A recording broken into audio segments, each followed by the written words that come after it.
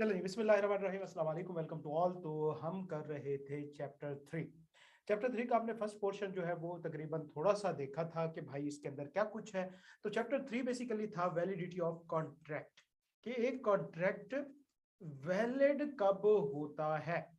तो बेसिकली हमने इसके अंदर देखना है। अब जाहिर सी बात है कि किसी कॉन्ट्रैक्ट का वैलिड होने के लिए जरूरी है कि उस कॉन्ट्रैक्ट का लीगल होना चाहिए। क्यों? हमने पढ़ा कि एग्रीमेंट से आगे कॉन्ट्रैक्ट तक बात पहुंचती ही तब है जब वो लीगली इन्फोर्सेबल हो, जब हम कहें कि भाई उसके ऊपर लॉ अप्लाई होता है। तो लिहाजा फिर हमने मुख्तलिफ टाइप्स की डेफिनेशन देखी थी कि कॉन्ट्रैक्ट कौन कौन सा होता है। हमने वैलिड कॉन्ट्रैक्ट देखा, हमने वॉइड कॉन्ट्रैक्ट देखा, हमने वॉइडेबल कॉन्ट्रैक्ट देखा, इसी तरह हमने वॉइड एग्रीमेंट भी देखा। ये मुख्तलिफ डेफिनेशन थी जो हमने पढ़ी। मुख्तलिफ डेफिनेशन को देखने के बाद हमें पता चला कि भाई देखो, एक कॉन्ट्रैक्ट का लीगल होना जरूरी है। अब यहाँ पे हमने एक जो कॉन्ट्रैक्ट वाइड पढ़ा था, वाइड कॉन्ट्रैक्ट का मतलब होता है ऐसा कॉन्ट्रैक्ट जो लीगली इन्फोर्सेबल ना हो। तो जाहिर सी बात है कि वॉइड कॉन्ट्रैक्ट होने के लिए जरूरी है कि पहले कॉन्ट्रैक्ट मौजूद हो।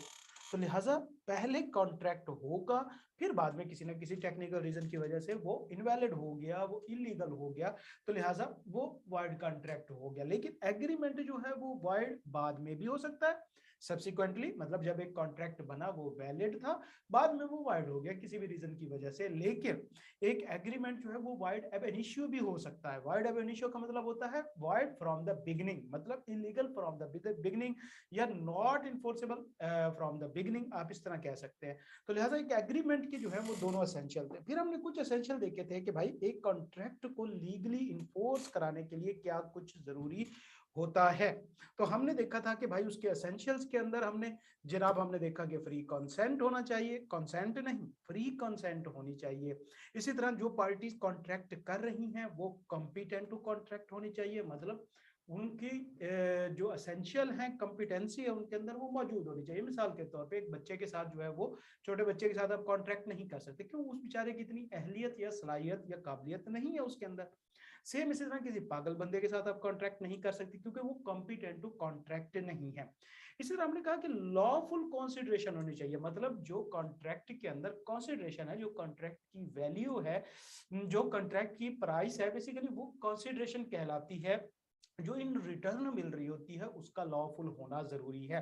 मतलब कि भाई किसी किस्म की इलीगल चीज जो है वो कंसिडरेशन में ना हो। मिसाल के तौर पे मैं किसी को गाड़ी बेच रहा हूँ, बदले में वो मुझे ड्रग सप्लाई कर रहा है, तो ये कोई कंसिडरेशन लीगल नहीं है, ये लॉफुल कंसिडरेशन नहीं है। तो कंसिडरेशन हमेशा लॉफुल होनी चाहिए। इस तरह ऑब्जेक्ट लॉफुल होना चाहिए, कि कॉन्ट्रैक्ट में इंटर होने का जो आपका ऑब्जेक्ट है वो लॉफुल होना चाहिए, इलीगल नहीं होना चाहिए। भाई हम जो कॉन्ट्रैक्ट में इंटर हो रहे हैं, मिसाल के तौर पे किसी को हार्म करने के लिए इंटर हो रहे हैं, किसी का नुकसान करने के लिए इंटर हो रहे हैं, या हम बेसिकली अगर कंपटीशन एक्ट जिस तरह हमने पढ़ा कि वहां पे मोनोपोली वाले एग्रीमेंट जो होते हैं वो वाइड होते हैं, तो लिहाजा इस तरह का कोई कॉन्ट्रैक्ट नहीं होना चाहिए, ऑब्जेक्ट उसका हमेशा लॉफुल होना चाहिए। उसके बाद फिर हमने कहा कि जो एग्रीमेंट होना चाहिए वो not expressly declared by law होना चाहिए, मतलब इलीगल जो है वो वाइड डिक्लेयर ना किया गया हो लॉ की तरफ से, लॉ में वो लीगल हो। तो कुछ कॉन्ट्रैक्ट या एग्रीमेंट की हमने एग्जांपल देखी थी कि वो भाई लॉ कहता है कि ये कॉन्ट्रैक्ट नहीं हो सकते। अब हम सबकी इनकी एक्सप्लेनेशन की तरफ चल पड़े थे। कॉम्पिटेंट टू कॉन्ट्रैक्ट, कॉम्पिटेंसी से क्या मुराद है अहमद? कॉम्पिटेंसी का उर्दू में क्या मतलब होता है भाई?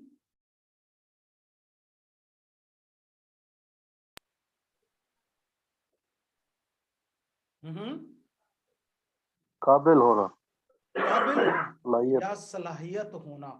तो लिहाजा कॉम्पिटेंट टू कॉन्ट्रैक्ट से मुराद किसी शख्स में कॉन्ट्रैक्ट में अंदर इंटर होने की सलाहियत होना, किसी शख्स के अंदर काबिलियत होना।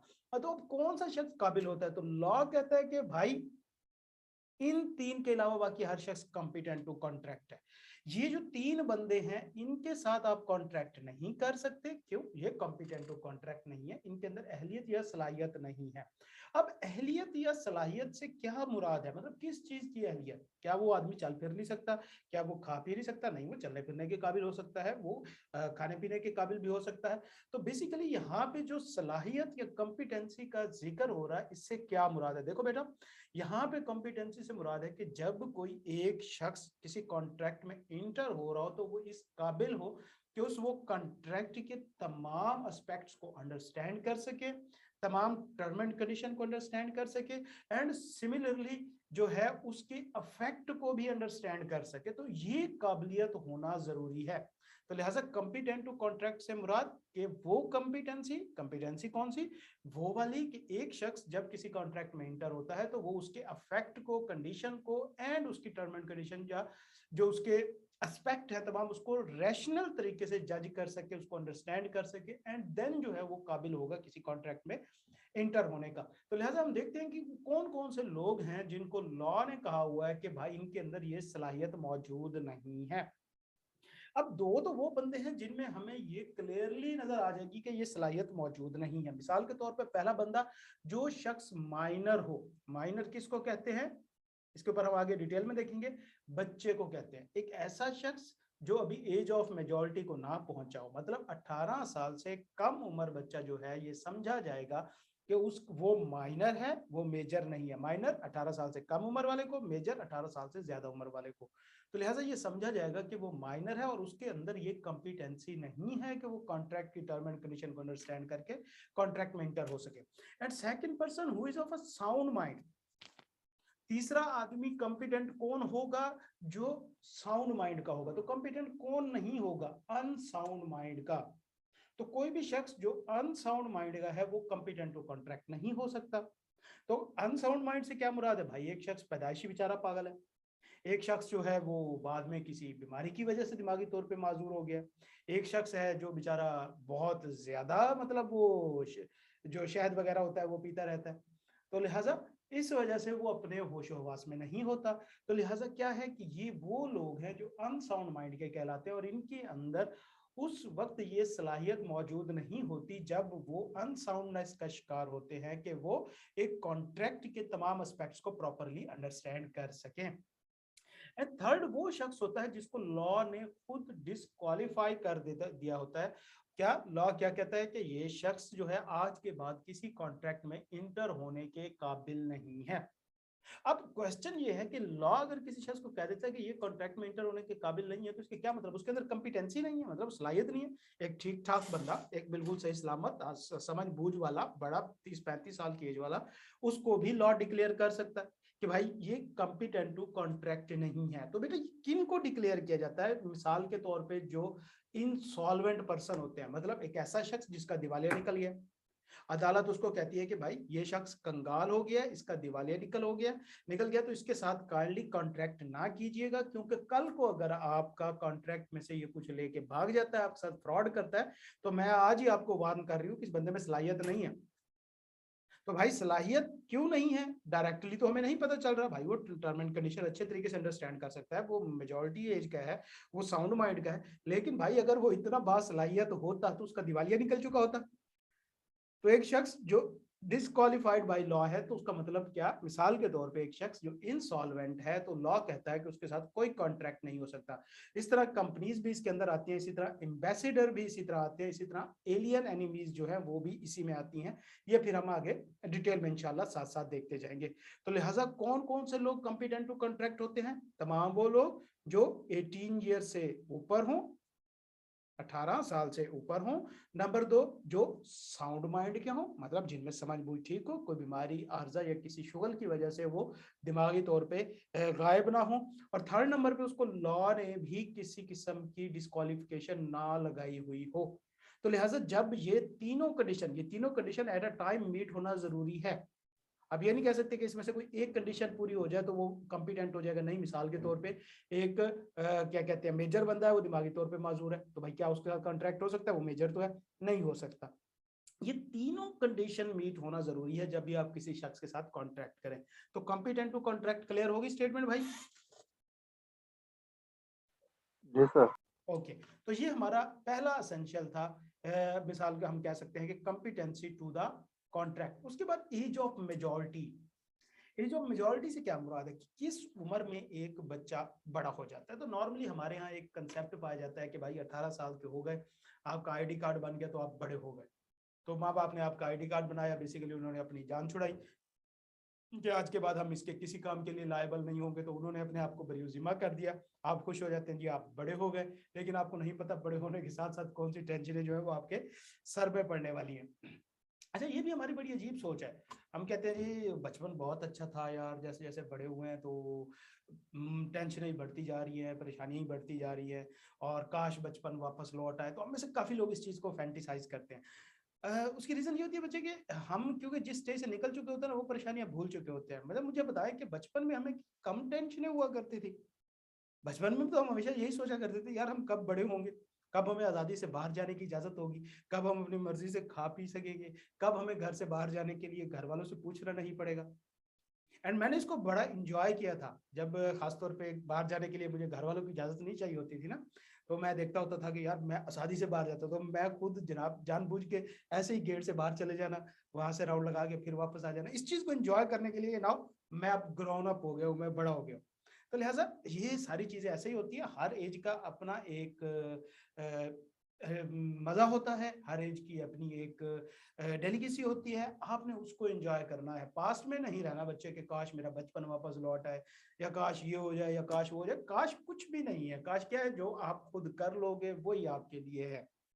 तो आज जो आप कर रहे हो यही आपका फ्यूचर होना है। तो बचपन अगर अच्छा गुजरा है तो बेटा सवाल नहीं पैदा होता कि आप जवानी जो है वो आपकी टेंशनों में गुजरे। अगर जवानी आप बेहतरीन गुजारते हैं तो सवाल ही नहीं पैदा होता कि बुढ़ापा आपका परेशानियों में गुजरे।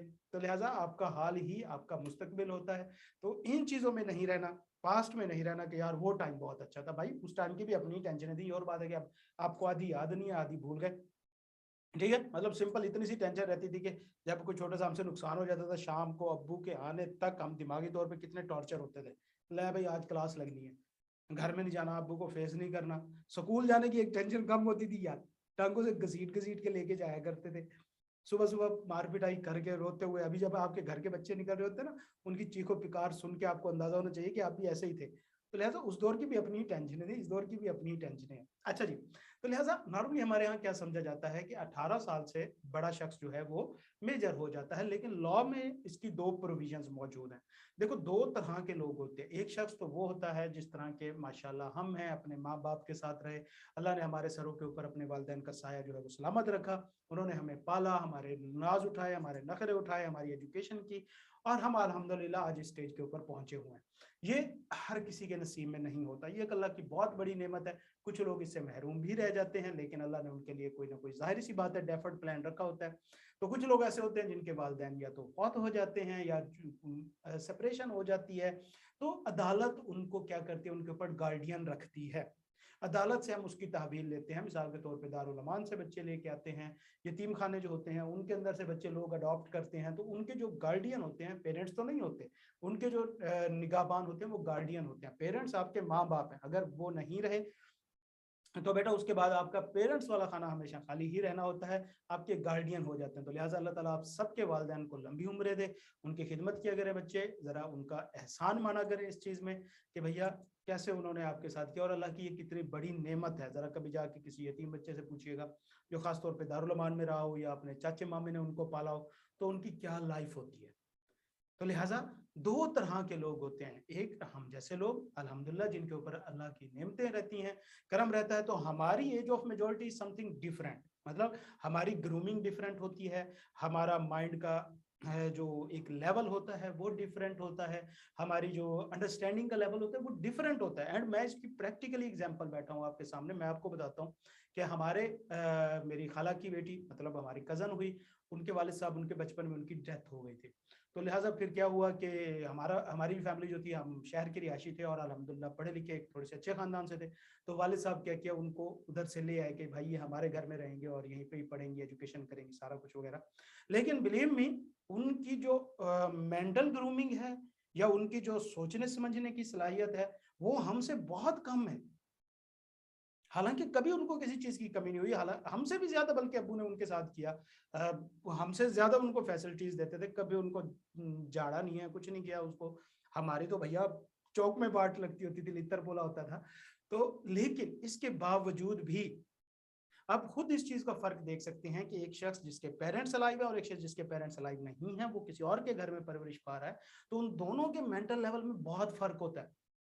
तो लिहाजा लॉ भी सिमिलरली दो तरह की अप्रोचेज रखता है कि एक शख्स जिसके वालिदैन जो है वो हयात हैं, वो 18 साल के बाद मेजर हो जाएगा। The age of majority of person domiciled in Pakistan. Domicile का मतलब होता है सिटीजन, आप कह सकते हैं। डोमिसाइल आपके बेसिकली सिटीजनशिप का एक सर्टिफिकेट होता है कि आप किस इलाके में पैदा हुए, ये हादसा कहाँ पर हुआ, और आपको कहाँ से बेसिकली आप बिलोंग करते हैं। उसके बाद except in cases where a guardian of a minor is appointed. लेकिन उन केसेस में जहाँ पे गार्डियन अपॉइंट किया जाता है, जहाँ पे वालिदैन नहीं होते देखभाल करने के लिए, कोई भी रीजन हो सकती है, उनकी वफात हो सकती है, सेपरेशन हो सकती है, छोड़ के चले जाते हैं। हम देखते तो है ना, मस्जिदों के दरवाजों पे बेचारे बच्चे मिलते हैं, अल्लाह अकबर, पता नहीं लोग कैसे कैसे नाशुक्री करते हैं, कुफरान नेमत करते हैं अल्लाह ताला का। ओके, तो अगर एक ऐसा शख्स जिसका गार्डियन अपॉइंट हुआ है, तो वो 21 साल की एज तक माइनर रहता है, और 21 साल के बाद लॉ कहता है कि अब ये मेजर हुआ है। तो लिहाजा केस स्टडी में हमेशा आपने ये देखना होगा कि वहां पे माइनर से रिलेटेड कोई प्रोविजन मौजूद है या नहीं है। अगर वहां पे क्वेश्चन माइनर का है, तो आपने हमेशा इंफॉर्मेशन ढूंढने की कोशिश करनी है कि यहाँ पे क्या एक शख्स जो है वो गार्डियन के अंडर पला है या पेरेंट्स के अंडर पला है। तो उन दोनों का एज ऑफ मेजोरिटी का जो फर्क होगा वो डिफरेंट होगा। एक शख्स जो पेरेंट्स के साथ रहा है और वो पाकिस्तानी सिटीजन है, वो 18 साल की एज के बाद मेजर हो जाएगा। लेकिन एक शख्स जिसके गार्डियन कोर्ट ने अपॉइंट किए हुए हैं, तो वो 21 साल के बाद जाके मेजर होगा।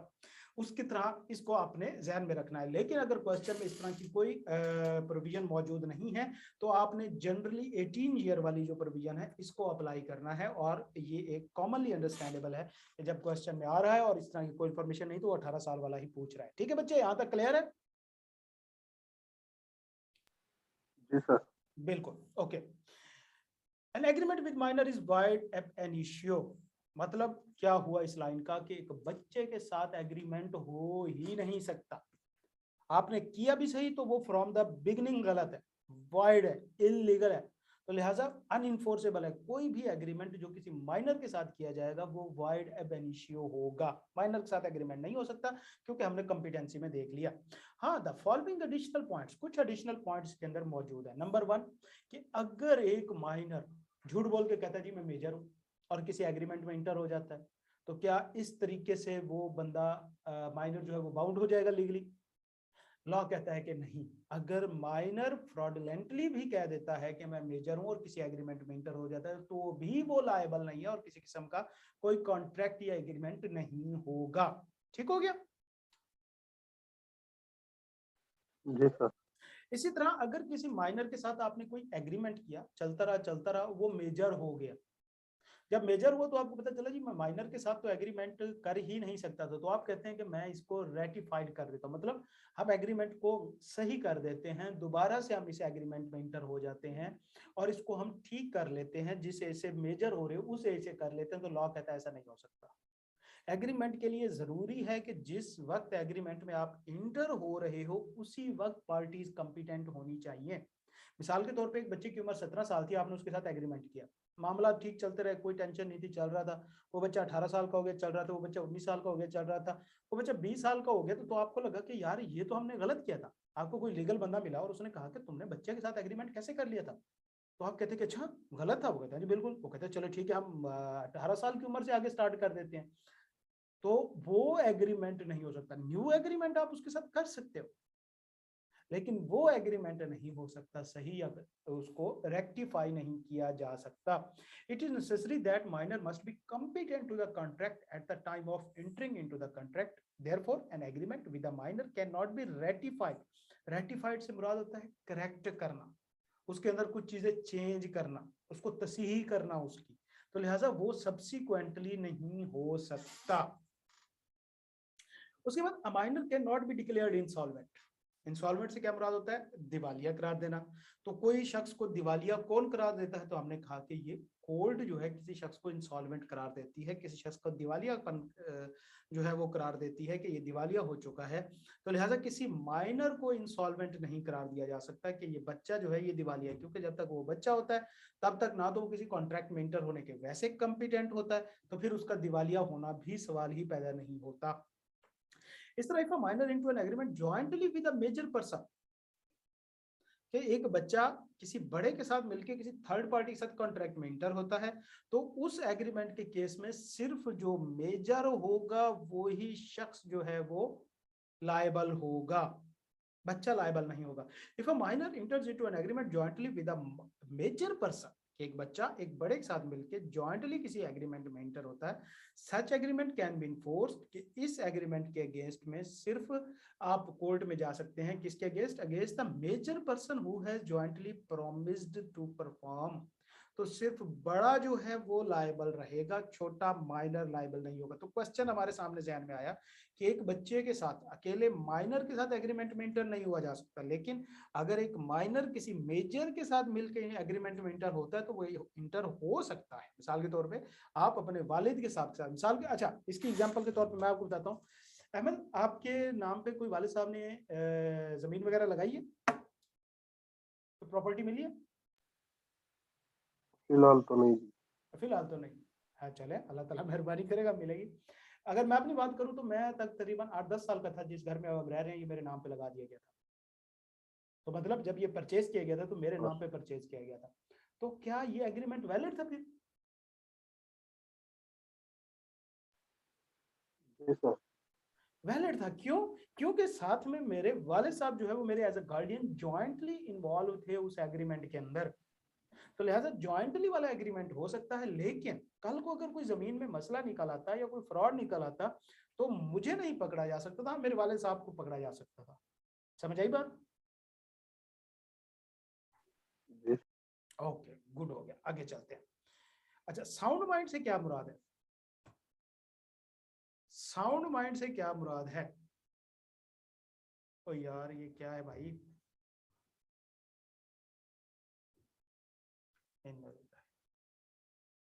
अच्छा जी, अगर हम बात करें साउंड माइंड की, अगर हम बात करें साउंड माइंड की, a person is said to be a sound mind for the purpose of making a contract. Sound mind किस शख्स को कहा जाता है? नॉर्मली हमें पता है कि एक ऐसा शख्स जो अपने होश हवास में हो, जो अपनी सलाहियतों के अंदर रह रहा हो, तो लिहाजा वो साउंड माइंड होता है। A person is said to be a sound mind for the purpose of making of contract if at the time of making it, कि जिस वक्त वो कॉन्ट्रैक्ट हो रहा था उस वक्त वो शख्स जो है, he is at the time of making, he is capable of understanding, कि वो इस काबिल था कि वो अंडरस्टैंड कर सके it and of forming a rational judgement, और वो उसका सही तरीके से अंदाजा भी कर सके और उसके इफेक्ट को भी अंडरस्टैंड कर सके। तो लिहाजा और अपने इंटरेस्ट को भी अंडरस्टैंड कर सके। तो लिहाजा एक शख्स जो है वो साउंड माइंड कब होगा? A sound mind of a person for the purpose of making a contract if at the time of making it he is capable of understanding it and forming a rational judgement as its effects upon. तो लिहाजा जिस वक्त contract में inter हुआ गया उस वक्त जो है वो इस पोजीशन में मौजूद हो कि वो उस कॉन्ट्रैक्ट के इफेक्ट को अंडरस्टैंड कर सके और इसी तरह उसके इफेक्ट को भी अंडरस्टैंड कर सके, तो हम कहेंगे ये शख्स जो है वो साउंड माइंड का है। उसके बाद कौन कौन से पर्सन जो है वो साउंड माइंड के नहीं होते? यार ये टैब स्टिक हो गई है, 1 मिनट दीजिए मुझे जरा, 1 मिनट दीजिए मुझे, मैं जरा सा टास्क मैनेजर ओपन कर लूं।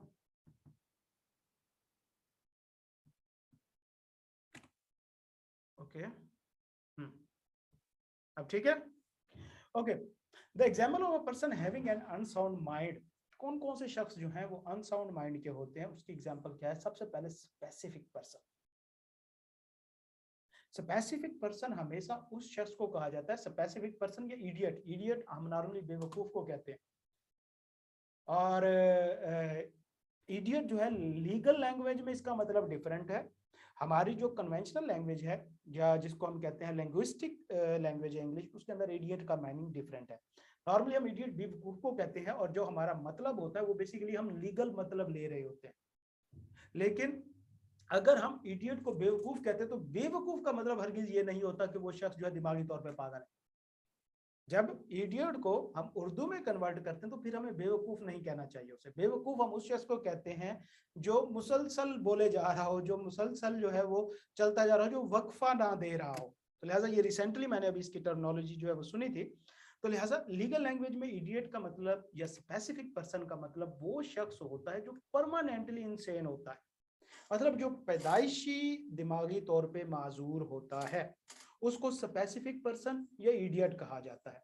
ल्यूनाटिक उस शख्स को कहा जाता है जो किसी बीमारी की वजह से बाद में किसी भी वजह से वो बेचारे को दिमागी तौर पे माजूरी होगी। मिसाल के तौर पे हमें पता है कुछ लोगों को मिर्गी के दौरे पड़ते हैं, कुछ लोगों को ऊपर जिन्नात आ जाते होते हैं, तो दिमागी तौर पे उस वक्त मौजूद नहीं होते। कॉमन एग्जांपल गजनी, ठीक है। तो लिहाजा इंटरवल जो होते हैं उसमें वो अनसाउंड माइंड रहते हैं, लेकिन कभी कभी वो साउंड माइंड भी होते हैं। ये ज्यादातर वो अनसाउंड रहते हैं, थोड़ा टाइम साउंड रहते हैं, या थोड़ा टाइम साउंड रहते हैं, ज्यादा टाइम साउंड रहते हैं, थोड़ा टाइम अनसाउंड माइंड रहते हैं। तो लिहाजा ल्यूनाटिक किस शख्स को कहते हैं? एक ऐसा शख्स जो बाद में किसी डिजीज की वजह से जो है वो दिमागी तौर पे माजूर हो गया। तो लिहाजा स्पेसिफिक पर्सन एक ऐसा शख्स जो पैदाइशी बेचारा माजूर है। ल्यूनाटिक एक ऐसा शख्स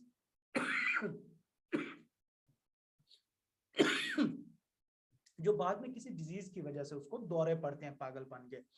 और तीसरा होता है ड्रंकननेस, ड्रंकन पर्सन। ये वो शख्स होता है जो भाई सर्टेन सब्सटेंसेस, वाह माशाल्लाह हाथ है भाई, देखो the excessive use of certain substances. तो ये जो भाई सर्टेन सब्सटेंसेस है ना, इसको मैं शायद कह रहा था बेसिकली, क्योंकि ये हमारे एक जो रहनुमा थे उनकी पकड़ी गई थी, तो मैं इसको कह रहा था।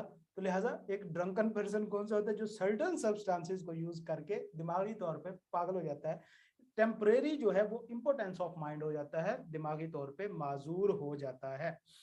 और इसी तरह ये तीन लोग जो हैं ये अनसाउंड माइंड होते हैं। ल्यूनाटिक वो शख्स जो किसी आर्जे की वजह से दिमागी तौर पे माजूर हो, कभी कभी वक्फे से। स्पेसिफिक पर्सन वो शख्स जो बेचारा पैदाइशी जो है वो माजूर हो,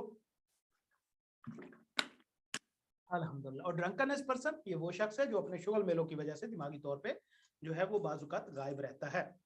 अच्छा, अब ये लोग कॉन्ट्रैक्ट कर सकते हैं, तो भाई स्पेसिफिक पर्सन कॉन्ट्रैक्ट नहीं कर सकता, ये हमेशा के लिए डिस्क्वालीफाइड है, इनकॉम्पिटेंट है, ये हो ही नहीं सकता, क्यों? वो पैदाइशी और परमानेंटली माजूर है। बाकी जो ल्यूनाटिक या ड्रंकननेस वाले केस हैं, इन दो के अंदर क्योंकि वो शख्स कभी कभी होश में भी होता है, तो लिहाजा लॉ कहता है कि अगर एक शख्स जो है वो कभी कभी होश में रहता है, तो जिस वक्त वो होश में होगा उस वक्त वो कॉन्ट्रैक्ट में इंटर हो सकता है। भाई एक पीने पिलाने वाला शख्स, शुगर मिलो वाला शख्स, कभी कभी वो होश में भी रहता है, तो उस टाइम वो कॉन्ट्रैक्ट कर सकता है। तो लिहाजा a person who is usually of unsound mind but occasionally of sound mind, एक शख्स जो नॉर्मली ये क्या हो गया, जो नॉर्मली अनसाउंड माइंड का होता है, कभी कभी वो साउंड माइंड का होता है, तो वो किस वक्त कॉन्ट्रैक्ट कब कर सकता है? जब वो साउंड माइंड का होगा। और एक पर्सन जो नॉर्मली साउंड माइंड का होता है लेकिन कभी कभी अनसाउंड माइंड हो जाता है, तो लिहाजा वो उस वक्त कॉन्ट्रैक्ट हरगिज नहीं करेगा जब वो अनसाउंड माइंड का होगा। तो इन दोनों का सिंपल सा भाई एक लाइन, वन लाइनर के कोई भी शख्स जो जिस वक्त वो साउंड माइंड का होगा तब वो कॉम्पिटेंट टू कॉन्ट्रैक्ट होगा। बस समझ आ गई बात। बाकी इनको दो लाइनों में लिखने की क्या वजह है वो फिर हम आगे चल के मजीद देखेंगे, इसके ऊपर बात बाद में करेंगे। ठीक हो गया पुत्र? क्लियर है? जी सर। अच्छा, अब कुछ लोग ऐसे हैं जिनको लॉ ने डिस्क्वालिफाइड कर दिया है, जिसकी एक एग्जांपल मैंने आपको दी थी अभी इंसॉल्वेंट पर्सन की।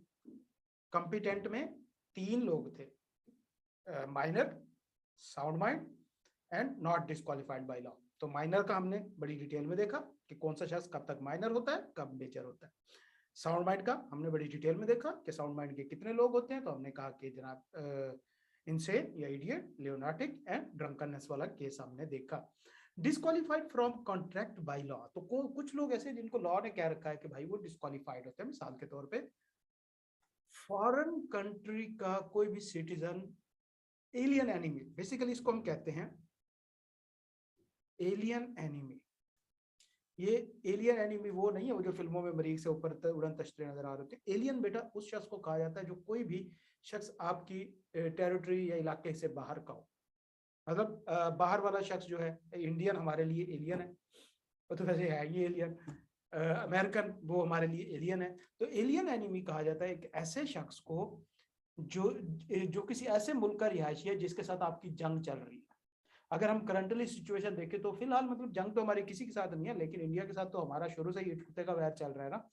तो लिहाजा इंडिया के लोगों के साथ कॉन्ट्रैक्ट करना नहीं, हम इसको प्रॉपर लेके चल रहे हैं कि हमारी इंडिया के साथ जंग हो रही है, तो नॉर्मल हालात में आप किसी भी एलियन के साथ आप ट्रेड कर सकते हो, वो कॉम्पिटेंट होता है। लेकिन अगर आपकी किसी मुल्क के साथ जंग छिड़ गई है तो तब उस मुल्क का बाशिंदा आपके साथ कॉन्ट्रैक्ट नहीं कर सकता, वो कॉन्ट्रैक्ट वाइड हो जाते हैं, या सस्पेंड हो जाते हैं, या खत्म हो जाते हैं। क्लियर है बेटा? जी सर। इसी तरह फॉरेन सवेरेनर्स या एम्बेसिडर्स, ये जो एम्बेसिडर्स होते हैं बेटा, इनको इम्यूनिटी होती है, ये सफीर जिनको कहा जाता है। अगर आपको पता हो तो ये सफीर जो हैं ये बहुत ज्यादा मतलब एक क्रूशल लोग होते हैं। जब जंगों में और इसी तरह के जब बादशाही निजाम हुआ करता था, तो तब किसी सफीर को भेजा जाता था तो उसके हाथ में व्हाइट एक झंडा पकड़ा दिया जाता था, और सफीर को कत्ल करने से मुराद ऐसा होता था कि उसके साथ जंग है, मतलब जंग डिक्लेयर हो गई है, तो ये एक बड़ा रिस्की काम होता था। तो आज के दौर में भी ये जो एम्बेसिडर होते हैं ये सफीर होते हैं, और सफीर के ऊपर केस नहीं हो सकता चाहे वो कितना बड़ा क्राइम कर ले। अभी रेमन डेविस का केस में भी आपको याद हो, काफी सारे लोगों ने इसका नाम भी सुना होगा, जिसने भाई सड़क के ऊपर ही बंदे कुचल दिए थे। तो लिहाजा वो भी छोड़ दिया गया था, बाहर चला गया था, सिर्फ इस वजह से कि वो एम्बेसिडर था, उसको इम्यूनिटी थी। उसके ऊपर एक दो केसेस हुए थे, मर्डर चार्ज हुआ था, डिस्टर्बेंस ऑफ पीस का हुआ था, एंड टेररिज्म वगैरह का हुआ था। तो भाई एक में उन्होंने पैसा दे दिया था मर्डर वाले फैमिली को, बाकी दो केसेस उस पर हो ही नहीं सकते थे, तो वो निकल गया था क्योंकि वो फॉरेन एम्बेसिडर था। तो लिहाजा एम्बेसिडर या सवेरनर जो होते हैं इनको इम्यूनिटी हासिल होती है कि इनके खिलाफ केस नहीं हो सकता। तो मतलब जो इनके साथ आप कॉन्ट्रैक्ट करोगे वो इन्फोर्स नहीं हो सकता उनके खिलाफ, ऐसी बात है। जी सर। बिल्कुल, तो फिर उनके साथ कॉन्ट्रैक्ट नहीं करना चाहिए। लेकिन क्वेश्चन ये है कि क्या कॉन्ट्रैक्ट हो ही नहीं सकता? तो सिर्फ उस सूरत में कॉन्ट्रैक्ट हो सकता है जब अगला सॉवेरेनर जो होता है, जो एम्बेसिडर है, वो इस चीज को लिख के दे दे कि कल को आप मेरे खिलाफ केस कर सकते हो और मैं जवाबदेह हूं, वो खुद को सबमिट कर दे पाकिस्तानी कोर्ट को, तो उसके साथ कॉन्ट्रैक्ट हो सकता है। समझ आ गई बात? जी सर। इसी तरह अ कन्विक्ट वाइल अंडर इम्प्रिजनमेंट, के एक मुजरिम जो जेल के अंदर मौजूद है उसके साथ कॉन्ट्रैक्ट नहीं हो सकता जब तक वो जेल में मौजूद है। लेकिन जैसे ही वो जेल से बाहर आएगा, या जब वो पेरोल पे होगा, पेरोल से क्या मुराद होता है, कुछ छुट्टी मिलती है, मतलब साल में कुछ टाइम होता है कि भाई पेरोल पे रिहा कर देते हैं, उसकी वजह से उसको कुछ जेल से छुट्टी दे दी जाती है, किस्म की जमानत आप इसको कह सकते हैं, ये जमानत होती है, एक शख्स जमानत के ऊपर मौजूद है तो वो भी कॉम्पिटेंट है। अगर उसकी सजा खत्म हो गई है और वो बाहर निकला है तो वो भी कॉम्पिटेंट है। लेकिन एक मुजरिम जो जेल में मौजूद है वो कॉम्पिटेंट टू कॉन्ट्रैक्ट नहीं होता। और इसी तरह जिस शख्स को अदालत ने इंसॉल्वेंट कह दिया हो उसके साथ किसी किस्म का कॉन्ट्रैक्ट नहीं हो सकता। लेकिन किसी किस्म कॉन्ट्रैक्ट से मुराद तमाम कॉन्ट्रैक्ट नहीं, फिर तो बेचारा बाजार से खाना भी लेके नहीं खा सकता, तो सेल एग्रीमेंट नहीं, उसके साथ प्रॉपर्टी रिलेटेड कॉन्ट्रैक्ट नहीं हो सकते कि भाई आप उसके साथ कोई जमीन खरीद फरोख्त का कॉन्ट्रैक्ट नहीं कर सकते, कोई गाड़ी की खरीद फरोख्त का कॉन्ट्रैक्ट नहीं कर सकते। तो लिहाजा प्रॉपर्टी रिलेटेड जो कॉन्ट्रैक्ट है वो उसके साथ नहीं हो सकता, वो इंसॉल्वेंट होता है। तो लिहाजा कौन कौन से लोग जो है बाय लॉ इनकम्पिटेंट है? Number 1 alien enemy, number 2 foreign ambassadors, number 3 convicted while under imprisonment, and number 4 declared as insolvent by the court. तो ये चार लोग कम्पिटेंट टू कॉन्ट्रैक्ट नहीं होते। क्लियर है यहां तक बच्चे? जी सर। चलें जी, तो अब हमारा इसका दूसरा पार्ट जो है वो कंसिडरेशन वाला है, हम उसके दूसरा एसेंशियल भी है लॉ का वो, तो हम उसको इंशाल्लाह कल स्टार्ट करेंगे। अभी क्लास के बाद मैं आपको टेस्ट शेड्यूल सेंड कर रहा हूं, उसके मुताबिक आप अपनी तैयारी स्टार्ट करें इंशाल्लाह। अब प्रॉपर हम अपने टेस्ट स्टार्ट करने जा रहे हैं। क्यों? अब हमारी तकरीबन लॉ का चैप्टर्स तो तकरीबन चैप्टर 3 के बाद हमारे कितने बच जाएंगे? 6-7, 6-7 चैप्टर बच रहे हैं। तो हम अपनी क्लासेस जो है इंशाल्लाह रिड्यूस कर देंगे हफ्ते में, लेकिन अपने टेस्ट जो है वो इंक्रीज कर देंगे। ठीक हो गया? हम अपनी क्लास की टाइमिंग बढ़ाएंगे ठीक है। लेकिन डेज कम कर देंगे, ताकि टेस्ट के ऊपर और पास पेपर की प्रैक्टिस के ऊपर फोकस किया जा सके। क्लियर है बच्चे?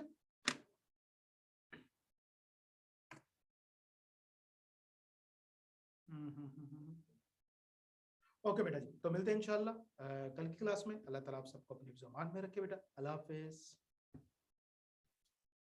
मुझे याद करा देना अहमद टेस्ट का, उसका टेस्ट शेड्यूल का।